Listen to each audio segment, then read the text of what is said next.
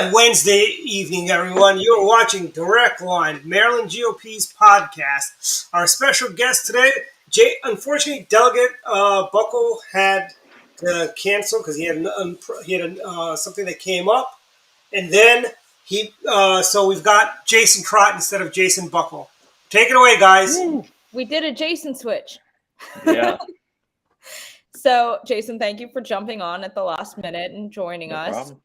I guess, the biggest thing that everyone wants to talk about and know about is we have the annual Red, White, and Blue dinner coming up tomorrow. So you want to give us a little preview of what we have going on tomorrow night? Sure. It's going to be a grand old time. It's going to be, a nice big dinner. We had to have a last minute guest change. As you guys know, I'm sure, we had Governor Kristi Noem as our guest, but which was a surprise to me too, because I saw on her Facebook, she posted that she had back surgery, and it sounded like serious back surgery. And she was like, I'm not going to be able to get around very well for the next few months. And I was like, well, the dinner's in a week. And if she can't get around very well, I assume she's probably not up to flying to Maryland. So we had a last minute guest change. Now we have Kellyanne Conway as our speaker. I think her title was special advisor to the president under President Trump. So she's gonna be a great speaker. We've had some people say that they were like, oh, this is even better. This is some people, who were, really big fans of the President Trump are really excited to have Kellyanne Conway there. So I think it worked out. And it'll be a great dinner. Both of them would have been great speakers. I wish we could have worked it out where we could have both. That would have been awesome too. But. Yeah. Well, inquiring minds, mainly Mark Unkerfer, wants to know, what is the dessert and will it be on the table when people get there? That was what happened last year, right? Didn't we have? Yeah, I want to know that too. What is the dessert? I don't know. I haven't seen the menu yet.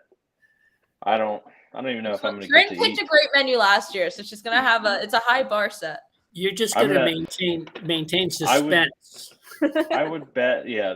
Everybody, you'll be surprised when we get in there. It's steak and lobster. So yeah. I imagine that there would be some sort of chicken served, and I don't know about dessert.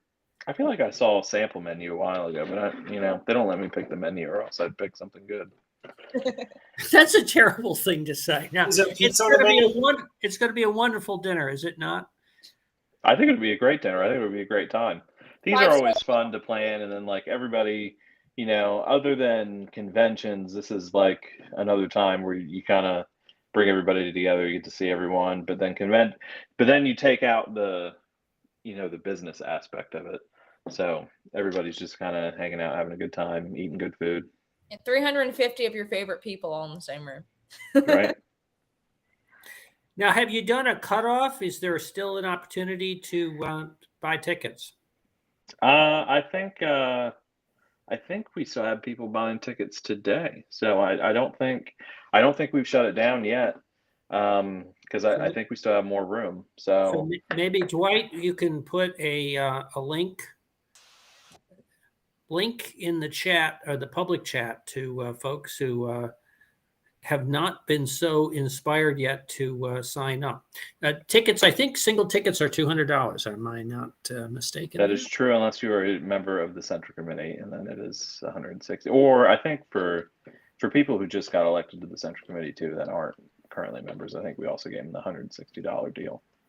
So can you talk? I don't know. I remember last year's dinner, I think, was a little bit earlier than this year's is. Can you talk a little bit about, is there any strategy with the timing? I know we're past primary and, everyone's trying to really build back the community. It was a pretty tough primary for a lot of people.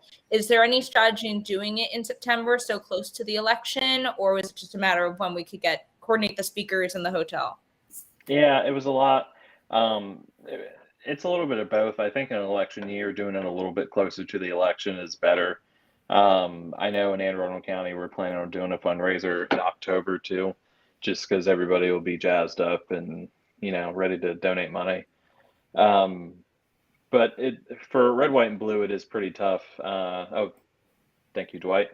Red, White, and Blue, it was pretty tough coordinating because, originally this was all coordinated to fit Kristi Noem's schedule. So then when she dropped out, you have to find a speaker that can fit the schedule that we already we already had in place. So it's a little tough doing all that, especially when you have high profile speakers. So and they usually have specific times and dates they can do it.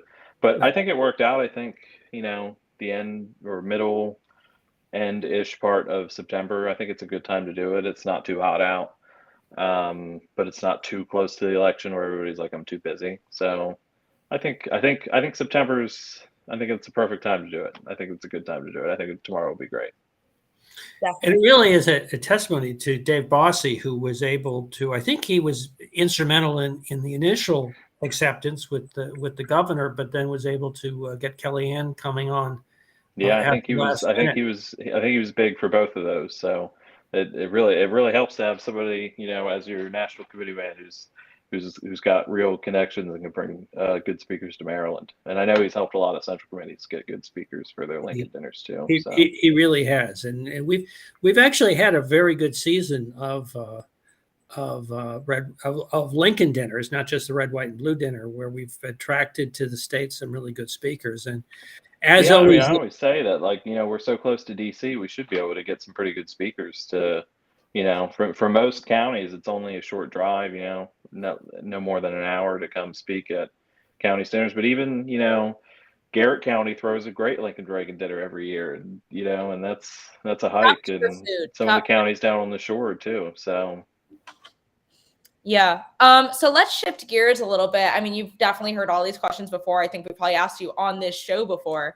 We're 7 weeks out, less than 7 weeks out from the election. It looks like all of the polling is still showing that at least nationally, we're going to have some sort of red wave, maybe not a tsunami, but not a puddle. We're definitely, I think, in line to take back the House and maybe hopefully the Senate. But locally and statewide in Maryland, what is your inclination? What are you guys seeing? Are you seeing a lot of races that are going to be really close? Are you seeing things you think are definitely going to jump red? As an employee for the state party, I think we're going to win every election. No, I think it's going to be a great year. I think it's sort of the national environment. I think if we held the election in April, I think we would have really crushed it, won seats that we've never won ever, kind of like they did in New Jersey and Virginia last year. I think it's I think it's slowed down a little bit. Just based on national polls that I've seen and sort of some special election results that have gone on in other states, kind of show that it's not going to be some massive Republican year. But I think we're in line to have a lot of success. I think we're going to win a lot of stuff back that we don't have. I think we're going to keep a lot of seats that we won last time. So I think we're going to do pretty well.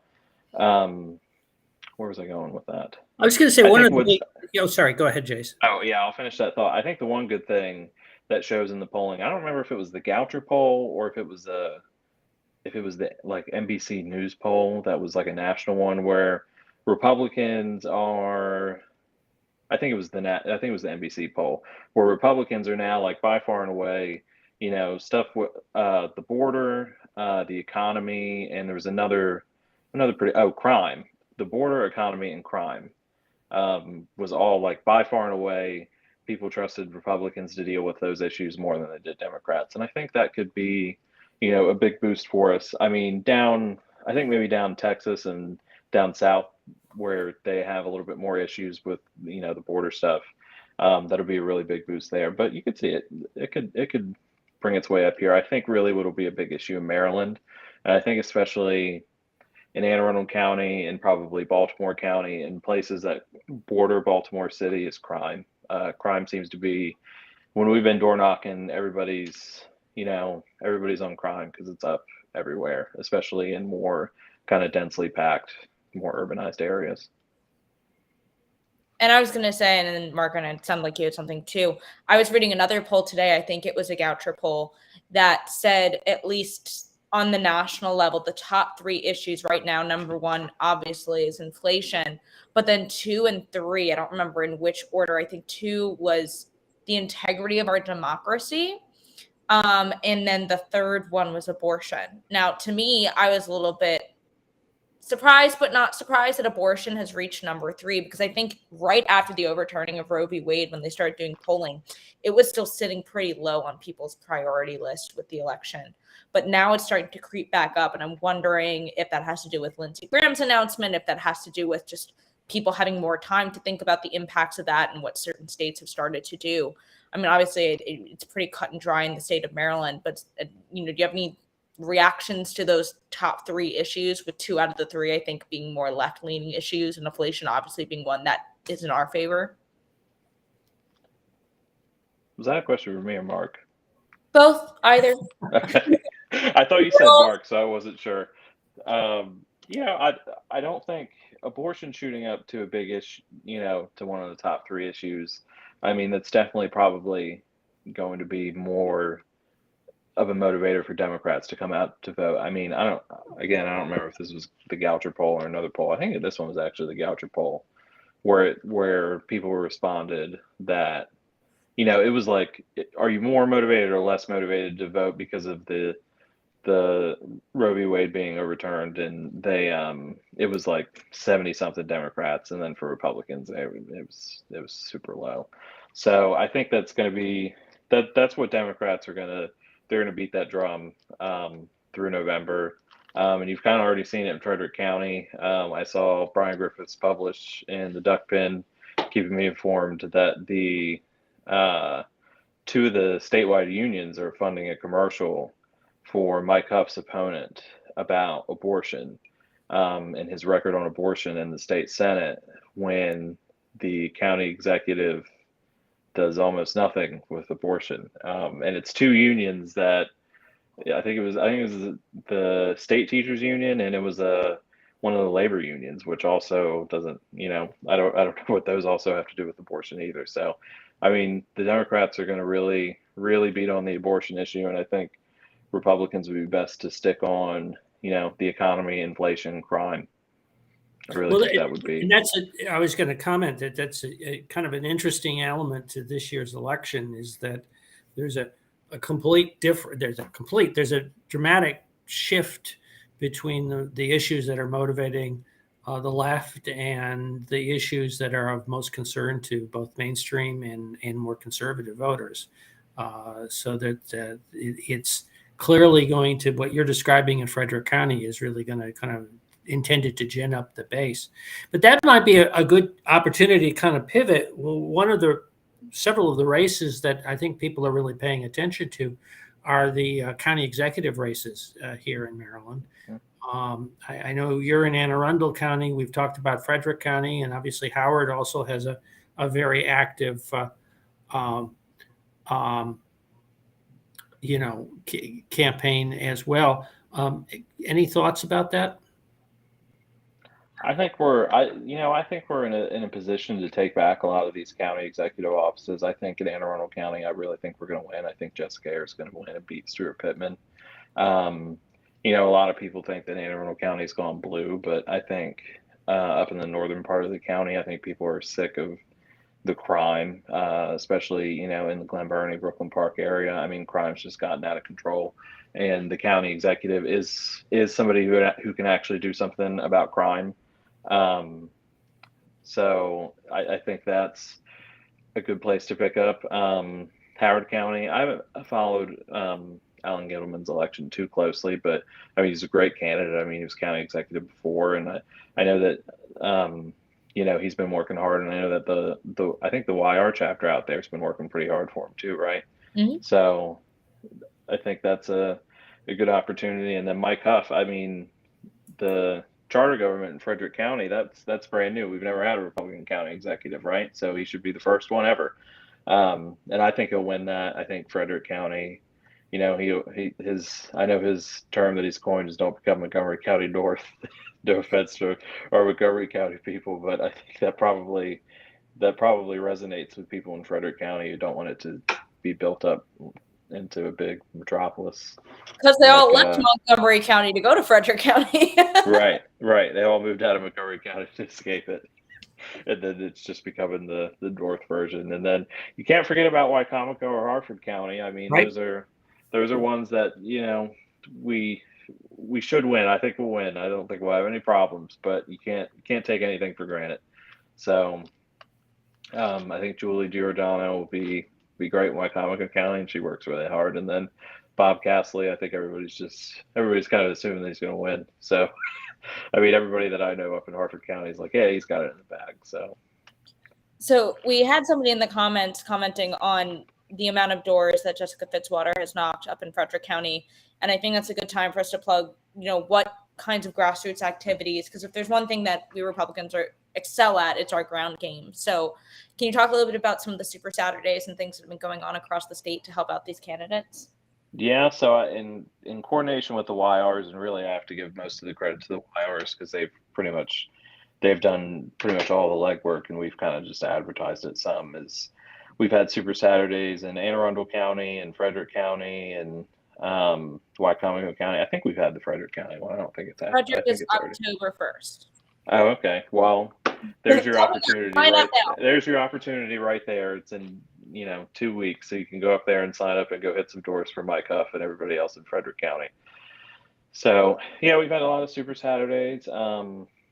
The one in Anne Arundel had pretty good turnout, where we door knocked for all the candidates basically up in North County, and then we also just had another kind of Super Saturday in Anne Arundel County last weekend with the Jessica Hereford County Executive Campaign. That was great. The Wycomico County one I heard was good. They had a lot of people show up and door knock, and Dan McHugh had every campaign on the Eastern Shore show up. So I was on all his emails when he was making sure he was getting people there.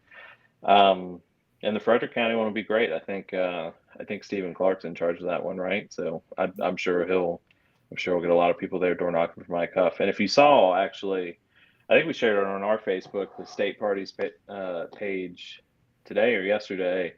Mike Huff posted a picture of his shoes, and they were totally worn out, and they had holes and stuff going through the bottom. So he was like, I think he said something like, "This is proof we've been door knocking and working hard." And I'd say if you totally have worn out your shoes and they got holes, I'm guessing you've done a pretty good job door knocking. And if you haven't, then you're not trying hard enough. Right. That or you're out in the country just walking between, 2 miles between every house to door knock. I don't know.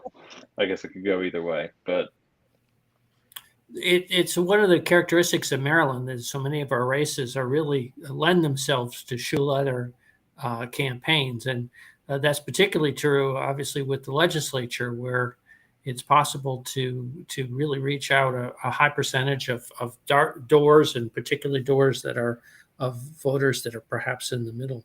So what are your thoughts about how the legislative races are going? I think we have some opportunity in the House. I mean, I would say that we didn't. I definitely don't think we won redistricting on the legislative level really at all. I think in 12B, I would say, which is the Northern Anne Arundel County district where Ashley Arias is running. I think that's our best pickup opportunity. Not that you're biased or anything. I'm not biased. I tell it like it is. I tell the truth. Yeah, it's a pretty good. It's a pretty good district. I think Trump only lost it by like a fraction in 2016. So I think it's a blue collar district, and that's one of the areas of the county where I think people are just tired of crime. And I think if you just beat on the crime issue there, you could definitely turn it over. Down in St. Mary's County, there's a good opportunity for a pickup. Deborah running against Brian Crosby. She had the seat 4 years ago. So it's almost like an incumbent race if you can get, without actually having two incumbents. They probably both had the name ID. So I think that's definitely a prime pickup opportunity. I know I'm going to forget one, and somebody will watch it and be like, "Why didn't you mention me?" Reed Novotny running for state senate in Montgomery County, or part of Montgomery County. I think that's one of our best. Actually, I think that might be the best opportunity to pick up a seat in the Senate, representing, West Howard County, and actually pretty much most of Howard County, isn't it? I mean, it's a whole big chunk of it, and a little bit of Montgomery County. I think that's our opportunity to bring some Republican representation back to Montgomery County. I would love to see Reed sit in. Dwight's telling me it's 8 precincts, so it's 8 precincts. I would love to see. I'd love to have a Republican in there on those Montgomery County delegation meetings. That would be great, especially if it's Reed. I think Reed's awesome. So For sure. So you were talking about redistricting. One of the things that redistricting did do was it opened up some congressional opportunities, and we have some really great Republican congressional candidates. Obviously, in addition to our incumbent Andy Harris, how are those races shaking out?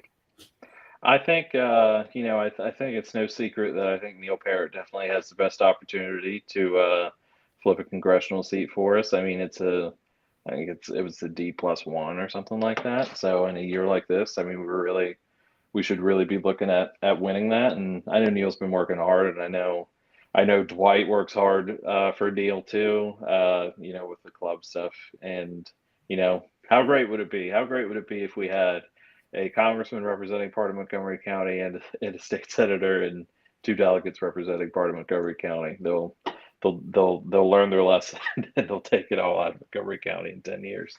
So, and then you have a congressional 2, you have Nickley Ambrose, and congressional 3, you have your Ripsey Morgan. Those are our 2 next best opportunities, I think, and their districts are the makeup of them are pretty similar. I think the partisan breakdown is almost exactly the same. I think it's like a D+7 or 8 or maybe 9. I don't know. I know it's under 10, which leaves it in the realm of possibility that you could flip it. I think once you get into double digits, you're probably asking for too much, and I think they're both down in the single digits. So, they're both working hard. I've seen Nickley's videos on Facebook, Dutch Ruppersberger chickening out of debates. So I think that's it's pretty funny. So I was we'll see. just gonna bring that up. Yeah, so that's sometimes you post some funny stuff and it gets it could get you some traction. So it's just calling Dutch Ruppersberger a chicken. So, I mean, in a time where everyone's being just absolutely inundated with campaign like ads and mailers, you need something that cuts through the noise instead of like, why is this chicken on Facebook? Do we know who's in the chicken suit? That's what I want to know. I don't know. I don't know. I asked who was in the chicken suit and nobody knew. It's the best. That should be the campaign, right? Donate $1 on who you think is in the chicken suit. Yeah, if everybody donates a certain amount of money, then you can figure out who's in the chicken suit. If you just help us reach our goal. That's your next fundraiser. Yeah. So I don't know who it is, but I know it's not Nickley. Yeah. So to that end, I mean, have there been any outstanding campaign videos or pieces of lit that you've seen? I have one that I've seen. It's not in Maryland though, and again, it's not helping our candidate. But is it the old lady? Is it the old lady rapping? No, but I don't know what that is. But I need to see it. But in Pennsylvania, I was out visiting my brother and sister-in-law, and there is a Dr. Oz, an attack ad on Dr. Oz that's entirely Wizard of Oz themed. And I do have to give them some credit there because that one is very well made. So there is a lot of like memeability coming from the Dr. Oz and Fetterman campaigns that just go back and forth at each other. I mean, obviously we want Dr. Oz to win, but it is kind of funny just to see them go back and forth. Yeah. Just kind of just like dunking on each other on Twitter. It's entertaining. It's definitely the most, I think, nationally watched race just because both of them are so like, I mean, Oz obviously with his they're not your standard candidates. And Fetterman and his giant I don't know what on the back of his neck. Yeah. Fetterman gives you Unabomber vibes. Thank you, Dwight. Thanks. The ghost of Dwight chimes in. How about you, Mark? Have you seen anything that's really stood out to you, either just from viral ability or just a really great piece of campaign literature? Actually, I was just looking for a couple. I was actually looking for Nickley's ad, but no, it's interesting that a few stand out, but less so here in Maryland than other places. So let's talk a little bit. We talked about county executive. We talked about the legislature. We've talked about congressional races. And let's turn back, I guess, full circle to the governor's race. So, it's interesting that in the primary, both Republicans and Democrats kind of sent a message that they were not looking for career traditional politicians. And it was a kind of departure both on the Republican side, but also on the Democratic side. And Wes Moore is got a lot of support from out of state. And did not work his way up through the ranks. Any thoughts about what that says about the electorate looking for some more unconventional candidates? Yeah, I don't know. I mean, I would say that they're definitely not like they're definitely neither one of them are your standard candidates for governor. And I know a lot of people are down because of the results that came out in the Goucher poll, but I do think that Cox's campaign did have a point that in 2014 Hogan was polling at the same place in 2014. So, and he ended up winning, and it wasn't that close. I mean, it was definitely a close election, but I mean, he knew on election night that he won. So I think that, Cox's campaign, they definitely have the opportunity there. And they definitely, if you were right earlier, Jackie, I mean, the grassroots with Team Cox is strong. I mean, they're out door knocking and writing postcards and doing all kinds of stuff every day. So I definitely think that his volunteers are probably working harder than Wes Moore's. Wes Moore seems to be just doing fundraisers for Hollywood actors. That's kind of what I've seen. Or like, $1,000 breakfast at a law firm where he's there for 30 minutes and, so we'll see. I mean, I'm sure Team Cox knows that everybody thinks that they're the underdog and, they're just working hard and it's really impressive with what the Cox campaign, and you just looking at people who are doing their own literature and there's a real strong grassroots feel to it. And well, that was how they won the primary, right? I mean, they had their ground game and their sort of grassroots, and the volunteers that are really excited to help and go bang on people's doors or sign wave or whatever. I mean, that's why they won. I mean, they did it before, and they're gonna try to do it again. And I think it could have some success. I mean, knocking on somebody's door and talking to them is better than putting a million different ads on TV or something. So their first, I believe, officially scheduled debate is not until October, right? And mail-in ballots are going out this month, right? This week or next week. It's like starting on Monday, I think, is like they're Insane. starting to send them out then. I know Dwight has a lot of feelings about that, but we can Election get it month. on another show. But what kind of impact do you think that will have? That, I think a lot of people might already get those who are requesting mail-in ballots might fill them out before the debate ever happens. Do you think that there's going to be any tangible impact on that? You think there might be some, oh, now I watched this debate and I wish I hadn't voted the way I have? What do you see happening there? I don't think you have a ton of that, because I think the people who fill out their ballot and send it in, like as soon as they get the ballot in the mail, they fill it out and send it right back in. I don't think those people are persuadable voters. I mean, those are your true Democrats or true Republicans, whatever handful of Republicans are requesting their mail-in ballot and immediately sending it back. So I don't really think those are persuadable voters. What I really found in the primary is that most people who got their mail-in ballots, they held on to them until election day, the day before election day, until they put them in the mail or put them in a drop box. Because in Anne Arundel, at least, we had a ton that showed up at the Board of Elections a week after the election, and then they counted them then. There was thousands of them. So I think most people who get their mail-in ballots, they do hang on to it. So I don't think the debate being that late will be that. I mean, I do wish it was earlier, and I do wish they had more than one, because it seems like they're only going to be doing that one debate. But yeah, I think it'll. I don't know. I don't think most people turn in their ballot as soon as they get them, but sure, it'll be interesting too, because there really is such a clear divide between them on the issues in Maryland. So on education, you've got a candidate that was supported by the teachers union, They fought consistently against choice. And I think, as we've already talked about, education and dissatisfaction about the way the state of education is right up there as one of the top issues. How does Wes Moore avoid being sort of linked to the status quo in terms of education here in Maryland? I don't think. I mean, I think he. It's a I think he rhetorical 100% question that you get to the answer, status right? quo. Yeah. I mean, he was totally backed by the teachers union. I'm sure they expect, I'm sure he owes them a favor or two for helping him, because that's in a Democrat primary. I mean, that's a huge endorsement, is to be endorsed by the state teachers union. So I'm sure they're going to ask for something. It usually means more money.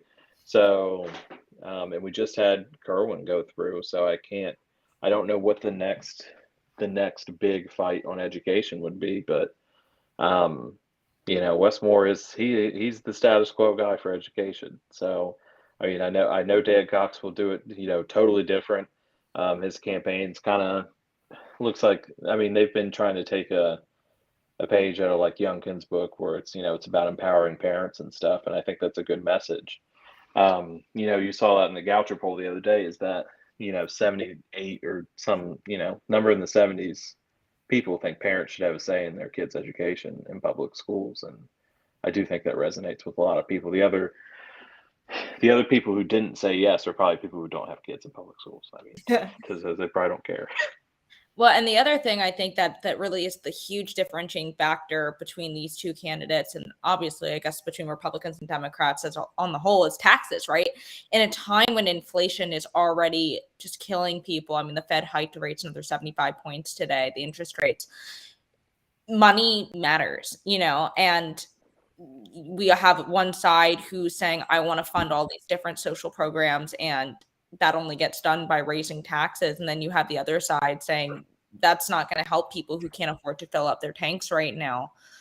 And I think that that's a really poignant point that could really mean something in this election, particularly in a state that typically goes blue, to say, well, we typically vote blue, but we can't afford any more tax hikes, And I think if people have lived here long enough, they remember, and I didn't, I only know this secondhand, but the tax hikes that we had under the O'Malley administration, and that in particular being one of the major reasons that Hogan was able to win. Right. I mean, Hogan was on that, they raised taxes and fees. I don't remember the number, but it was they raised taxes and fees a ton. And I think you're going to see, and Dwight's reminded me that gas tax was indexed to inflation, which means the gas tax goes up under O'Smelly.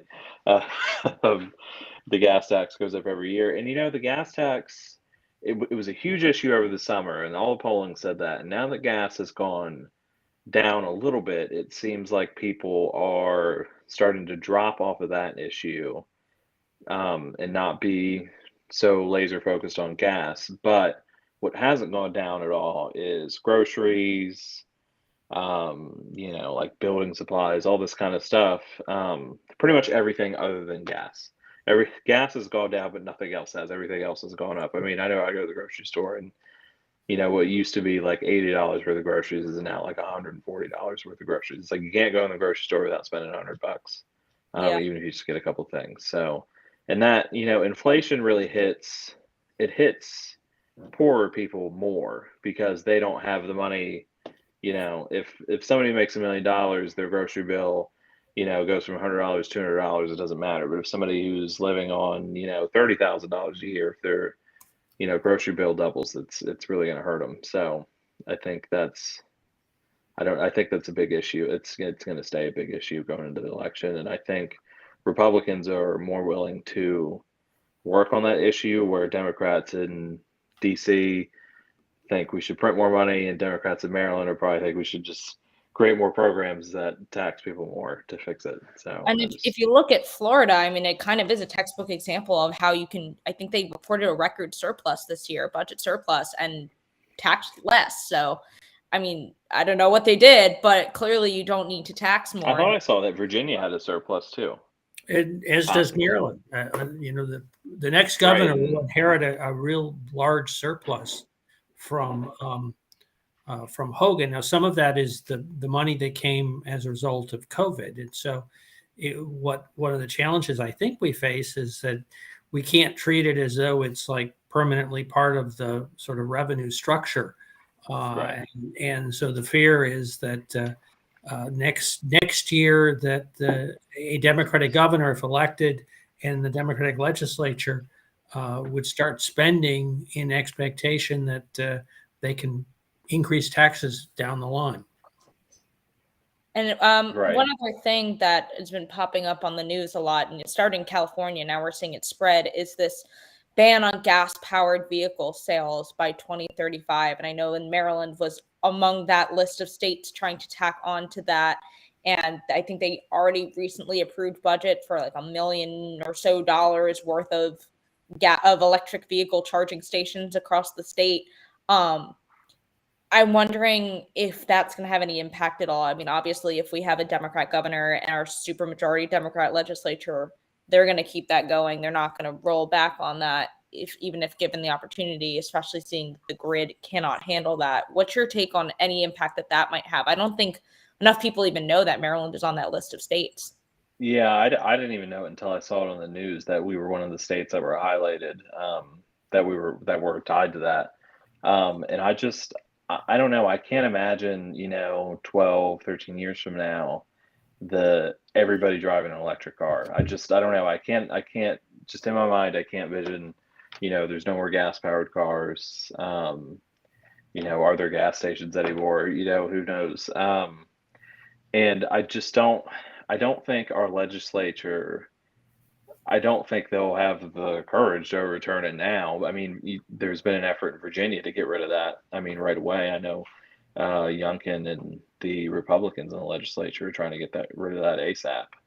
Well, actually, what in addition to this provision that ties Maryland's Clean Air Act to California, there's legislation that was passed, and the governor, there were some improvements, and so he signed it. Well, he didn't sign it; he let it go into law very reluctantly, but really trashed it. So the next governor's Department of Environmental Protection Department has a mandate to come up with a plan to basically, basically a climate change plan. And the way it's structured, it could include a prohibition on gas-fueled cars by 2035. But it's just the sale of new ones, right? Because it's the sale of new ones. Now the challenge is that as you mentioned, the electric grid is really not ready to accommodate that, and so you could actually have the sort of bizarre, from an environmental point of view, of having coal-fired plants used to provide the electricity for the environmentally friendly,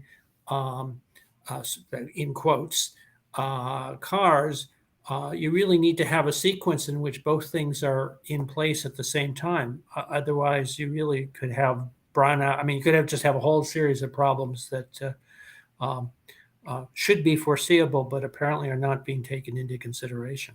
That, and I also don't even think that we're not going to see come 2035 people saying, oh, well, I'm just going to go out and spend $80,000 on a new electric car. They're sooner going to, much like with pandemic, right? When other states weren't shut down, people would go from Maryland to Virginia to go eat. Right. How many people were going to be like, I'll just go down to North Carolina and buy a gas-powered car? So I think that this is just going to backfire and affect jobs, because no one's going to buy cars in Maryland. They're just going to go to the first available state that's selling a gas-powered car and drive it back here. So we could probably do a whole episode later on the line talking about that and the impacts that could have. But we're getting down to 5 minutes left. We do have a couple of things to plug. We are going to be having a Pizza and Politics in Anne Arundel County at Bella Napoli. That's going to be on the 28th. So that is a week from today. Bella Napoli, Republican Business of the Year. Yes. Awarded from the Anne Arundel County Republican Central Committee. Quality lasagna. It's a great restaurant. Great lasagna. Highly recommend. So we'll be meeting there. It's going to be a great time. We highly recommend that you go out to it. I'll be going from Montgomery County, so if I can make that drive, and by me, I mean whoever's going to drive me there, you can too. This whole electric car business doesn't even affect you, Jackie. You don't even drive. I'm getting a car at the end of this year.